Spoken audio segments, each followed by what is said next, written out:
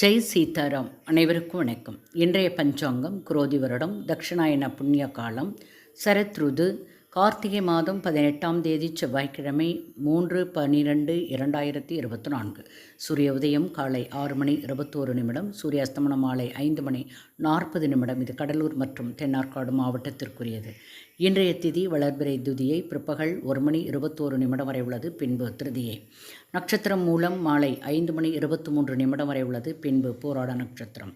யோகம் சூலம் மாலை 4 வரை உள்ளது. பின்பு கண்ட யோகம். கரணம் பாலவம் அதிகாலை 1:14 வரை உள்ளது. பின்பு கௌளவ கரணம் பிற்பகல் 1:21 வரை உள்ளது.